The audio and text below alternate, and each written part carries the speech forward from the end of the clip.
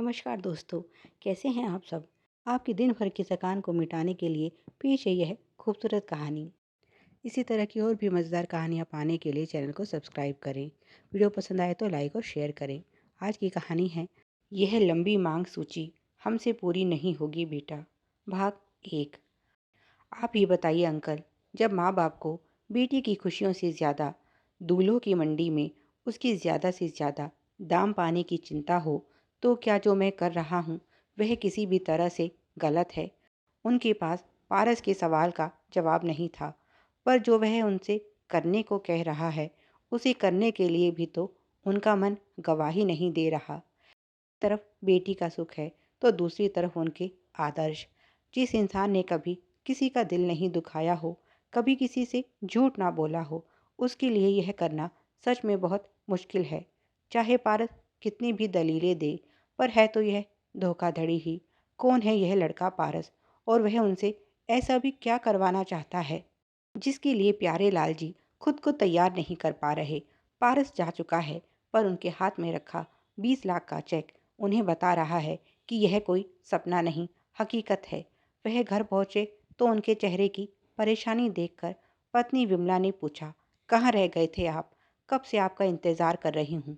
कितनी बार फ़ोन मिलाया, जब आपको फ़ोन उठाना ही नहीं होता तो साथ क्यों ले जाते हैं? सामने बेटी मधु को बैठा देखकर उन्होंने इस समय इस विषय में कुछ भी बोलना ठीक नहीं समझा। पत्नी से केवल इतना ही कहा, तुम तो जानती ही हो सरकारी विभागों का क्या हाल है। वहाँ काम कम होता है और धक्के ज़्यादा मिलते हैं। ठीक है, मैं समझ गई। मधु, जाओ पिताजी के लिए खाना डाल लाओ, और तब तक आप भी हाथ मुंह धो लीजिए। विमला की पारखी नज़रें समझ चुकी थी कि बात कुछ और ही है। अवसर मिलते ही प्यारे लाल जी उन्हें सब बता देंगे। यह उनकी शुरू की आदत है। वह अपनी परेशानी केवल एकांत में उनसे साझा करते हैं। किसी दूसरे के होने पर वह इसी तरह बात बदल जाते हैं। जब से उन्होंने बेटी मधु के लिए रिश्ते देखना शुरू किया है, यह परेशानी उनके घर में डेरा डालकर बैठ गई है। इधर खाना खाते हुए प्यारे लाल जी को महीने भर पहले पारस और उसके माता पिता के साथ अपनी पहली मुलाकात याद आने लगी। उनके साले साहब पारस का रिश्ता लेकर आए थे। प्यारे लाल जी तो पहले ही जानते थे कि यहाँ बात नहीं बनने वाली, पर उन्हें इनकार भी नहीं कर सके। अब तक वह कई लड़के देख चुके थे। सब कुछ पसंद आ जाता, पर बात लेन देन पर आकर रुक जाती। उनकी इज्जत तो बहुत थी समाज में, पर लक्ष्मी माँ की कृपा दृष्टि इस घर पर ज़्यादा नहीं थी। किसी तरह से खींच तान कर महीना पूरा होता। इसमें 3 बच्चों की पढ़ाई, नाते रिश्तेदारी, घर खर्च से लेकर अनायास आने वाले खर्चे भी शामिल थे। पर बच्चे उनके बहुत ही संस्कारी निकले। जहाँ बेटा नकुल और बड़ी बेटी मधु बैंक में हैं, वहीं छोटी बेटी मीरा अध्यापिका है। अब उनके सामने सबसे बड़ी समस्या है बच्चों के लिए अच्छे रिश्ते खोजना। सरकारी नौकरी के लालच में रिश्ते तो बहुत आते हैं, पर उनकी मांग सुनकर ही प्यारे लाल जी हाथ जोड़ देते हैं। पारस का परिवार जैसे ही गाड़ी से उतरा, उनका घर देखकर ही पारस की माँ का मुंह बन गया। यथासंभव प्यारे लाल जी और विमला देवी ने उनके स्वागत की तैयारी की थी, पर उन्हें तो हर बात में कमी नजर आ रही थी। मधु की ओर उन्होंने एक उड़ती हुई नज़र डाली।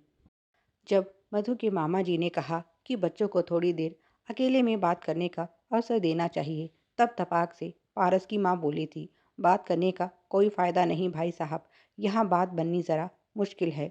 यह तो आपके कहने पर हम यहाँ तक चले आए। अगर पहले पता होता कि यहाँ ऐसा स्वागत होगा तो हम यहाँ कभी नहीं आते। प्यारे लाल जी ने हाथ जोड़कर पूछा था, बहन जी, छोटा मुंह बड़ी बात बोल रहा हूँ।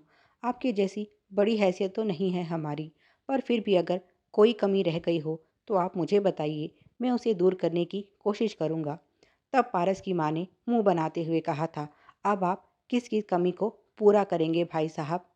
समोसे हैं जो बिल्कुल ठंडे हो चुके हैं। मिठाई में इतना ज़्यादा मीठा है कि मुंह का स्वाद ही खराब हो गया। नमकीन कुछ पुरानी सी मालूम होती है, और बिस्किट तो सीले हुए हैं। मुझे लगता है हमने बहुत समय बर्बाद कर लिया है अपना। अब हमें चलना चाहिए। पर उनके साले साहब बोले, बहन जी जब यहाँ तक आ ही गई हैं तो घर भी देख लेते हैं। उन्होंने बहन को इशारा किया और बोले, विमला, मधु से कहो पारस जी को अपना घर दिखाएं। प्यारे लाल जी बोले, मैं अभी दूसरे नाश्ते का इंतज़ाम करता हूँ। उन्होंने बेटे और बेटी को इशारा किया। यहाँ बड़ों के बीच आपसी तालमेल कुछ ठीक नहीं था, पर इधर पारस तो मधु को देखकर ही अपना दिल हार बैठा था। 5 फुट 7 इंच लंबी, गोरी, छरहरी काया, तीखे नैन नक्श, बड़ी बड़ी काली आंखें, लंबी काली काली जुल्फे। जो भी उसे पहली बार देखता, उसका दिल एक बार तो धड़कना भूल ही जाता। इधर पारस भी कुछ कम नहीं था। मल्टीनेशनल कंपनी में मैनेजर के पद पर कार्यरत, 5 फुट 11 इंच हाइट, गेहुआ रंग, सुडौल शरीर के साथ एक बड़ा दिल भी था उसके पास। ऊपर से माता पिता की इकलौती संतान, कोई भी उसे अपनी बेटी देने को तैयार हो जाए।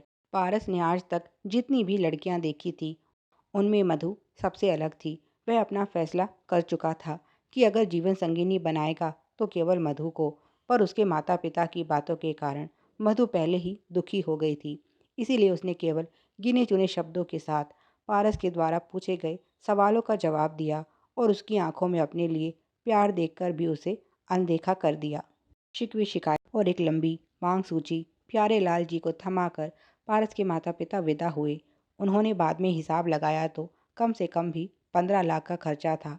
साले साहब ने मदद का आश्वासन दिया और कहा, जीजा जी, इतना अच्छा रिश्ता हाथ से मत जाने दीजिए। 12 तक मैं उन्हें मनाने की कोशिश करता हूँ।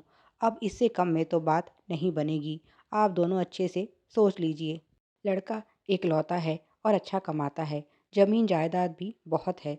अपनी बेटी राज करेगी। पर तीनों ही बच्चे इस रिश्ते के लिए इनकार कर रहे थे। इसीलिए उन्होंने बात आगे नहीं बढ़ाई। पर आज अचानक उनके पास पारस का फ़ोन आया और उसने उनसे मिलने के लिए आग्रह किया। पिछली बार उनका बिजली का बिल कुछ ज़्यादा ही आया था। उसी को ठीक करवाने के लिए वह आज बिजली विभाग गए हुए थे। उसी के पास एक छोटा सा रेस्टोरेंट था। बस वहीं पर उनकी पारस से मुलाकात हुई और जो बातें हुई उन्हीं के कारण वह इतना परेशान है। शाम को दोनों पति पत्नी साथ टहलने जाते थे। उस समय विमला जी ने पूछा, अब बताइए इतने परेशान क्यों हैं आप?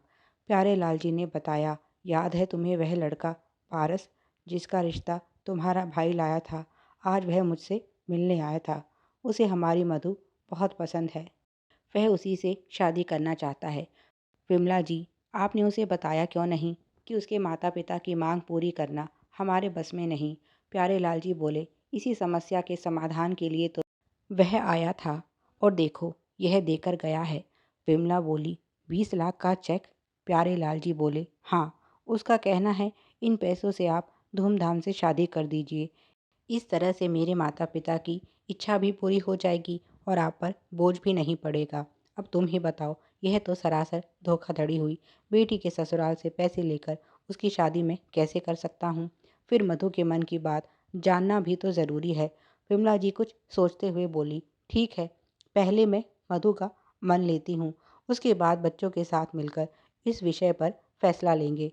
प्यारे लाल जी ने सहमति में सिर हिलाया। अब आगे क्या होगा? क्या प्यारे लाल जी पारस की बात मानकर मधु की शादी उसके साथ कर देंगे? और अगर पारस के माता पिता को इन 20 लाख की सच्चाई के बारे में पता चल गया तो क्या होगा? आगे जानने के लिए कहानी के अगले भाग की प्रतीक्षा कीजिए। आप चाहें तो अपने सुझाव भी दे सकते हैं कि आगे किस तरह से कहानी को बढ़ाया जाए। धन्यवाद। कहानी कैसी लगी कमेंट करके ज़रूर बताएं। वीडियो पसंद आया तो लाइक और शेयर करें। Please like, share and subscribe. Thanks for watching.